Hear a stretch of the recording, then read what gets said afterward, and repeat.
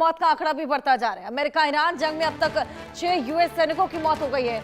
अमेरिकी सेना ने मौत का आंकड़ा भी जारी किया है। मौत का आंकड़ा बढ़ता जा रहा है। जंग में 6 यूएस सैनिकों की मौत हो गई है। पहले 3 सैनिकों की मौत हुई थी और अब ये देखिए आंकड़ा किस कदर बढ़ गया है। 6 अमेरिकी सैनिकों ने जान गंवा दी है। ये बड़ी क्षति अमेरिका को भी झेलनी पड़ रही है और इसी वजह से अमेरिका का गुस्सा भी बढ़ता जा रहा है। तमाम कॉन्सुलेट्स को निशाना बनाया जा रहा है। अमेरिकी बेसेस जो कि पूरे मिडिल ईस्ट भर में फैले हैं उनको निशाना बनाया जा रहा है। अमेरिकी सेना ने अब ये मौत का आंकड़ा भी जारी किया है, जहां पर अब संख्या बढ़ चली है, 3 से 6 हो चली है। और ऐसे ही जैसे जैसे ये जंग आगे बढ़ेगी और क्षति यहां पर देखने को मिलने वाली है। बेहद बुरे हालात बन चले हैं, लगातार एस्केलेशन है। इसी को लेकर हम लोग लगातार बातचीत भी कर रहे हैं। मेजर मोहम्मद अली शाह जी हमारे साथ जुड़े हुए हैं। मोहम्मद अली शाह जी, लगातार हालात बद से बदतर होते जा रहे हैं। हालांकि ये फिलहाल एस्केलेशन बहुत ज्यादा हो रहा है। हम देख रहे हैं कि ट्रंप भी लगातार धमकियां दे रहे हैं, लेकिन डायलॉग की स्थिति अभी तो उत्पन्न नहीं होगी, ये साफ है। एस्केलेशन आप कितना और देख पा रहे हैं? क्या आपको लगता है कि रूस जो कल तक मुलाकात कर रहा था, नॉर्थ कोरिया के इन्वेजन की भी बात कर रहा था कि नॉर्थ कोरिया भी अब इंटरवीन कर सकता है, ईरान का साथ दे सकता है, तो क्या आपको लगता है कि उस ओर भी ये युद्ध जा सकता है? जी हर्षा जी, बिल्कुल आपने सही फरमाया है और मैं दाग देता हूं आपके आकलन की। देखिए, कुछ चंद एक चीजें हैं। पहली बात तो तरह तरह की थियरियां सामने आ रही हैं व्हाट्सएप ग्रुप्स में और यहाँ पे लोग जिक्र कर रहे हैं। सबसे पहले तो जब जंग का खात्मा होता है हर्षा जी, तो सबसे पहले खाता है, जैसे कभी 3 आंकड़े थे। प्रेसिडेंट डोनाल्ड ट्रंप साहब ने भी कहा था कि हम 3 अमेरिकी सैनिक के मौत का बदला लेंगे। अभी आकलन 6 का हो गया है। इस तरीके से स्थिति और एस्केलेट हो रही है और आगे बढ़ रही है। ये तो युद्ध की शुरुआत है हर्षा जी। ये तो क्योंकि उनके खलीफा को, ईरानी खलीफा को मार दिया, ये तो अब युद्ध तो एक्चुअल अब शुरू हो रही है। युद्ध युद्ध खत्म नहीं हुई खलीफा को मार के। अगर लोग सोच रहे हैं कि खलीफा को मार दिया, उनके सुप्रीमो को मार दिया, युद्ध खत्म नहीं। बिल्कुल।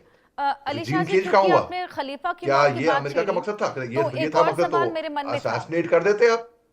आपको उस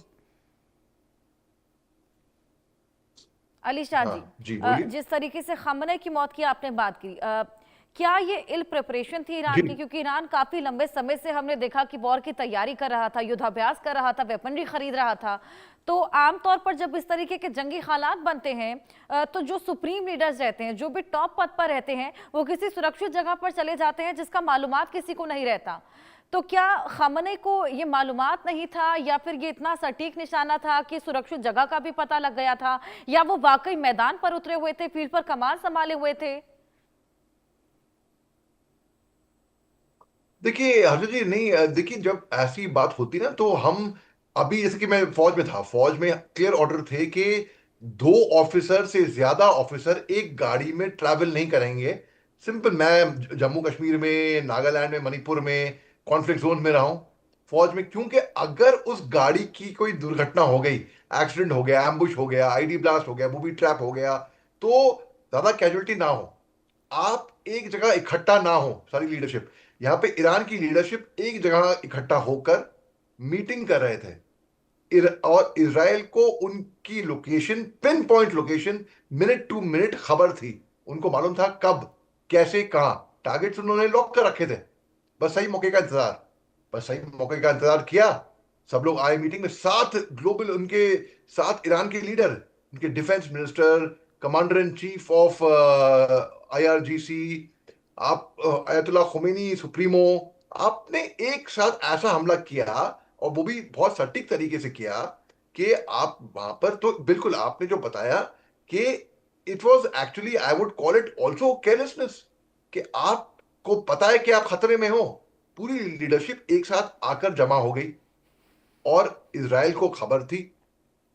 खुमैनी के कोर्टयार्ड के अंदर ये स्ट्राइक हुई, तो ये बहुत ही ज्यादा इसमें खतरा हुआ, बहुत ज्यादा। तो ये तो एक टैक्टिक्स में, वॉर टैक्टिक्स या फाइटिंग टैक्टिक्स में हमको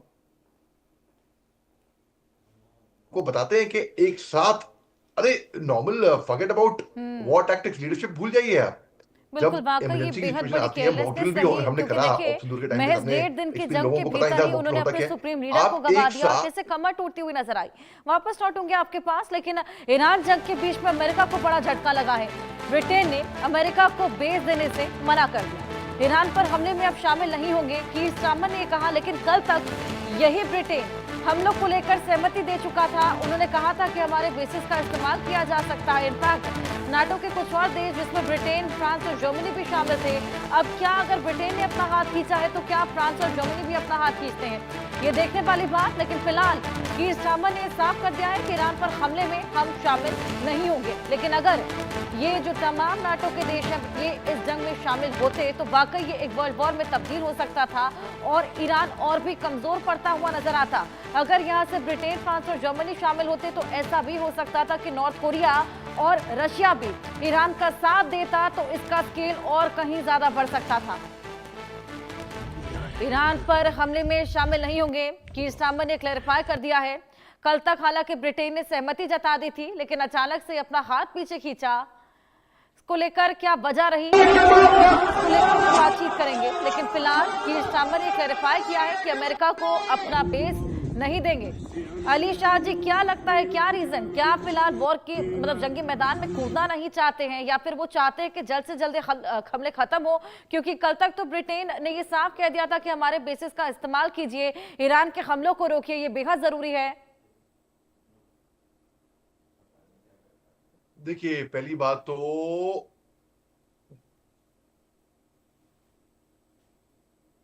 ईरान जो है एक सुसाइडल मिशन मान लीजिए उस पे है एक तरीके से, अगर मैं यहाँ पे देख रहा हूँ वो दुश्मनी मोल ले रहा है। अरे कुवैत के अंदर मिलिट्री बेस में हमला कर दिया आपने, यानी कि आप कुवैत से एक तरीके से आपकी बैड फीलिंग हो रही है।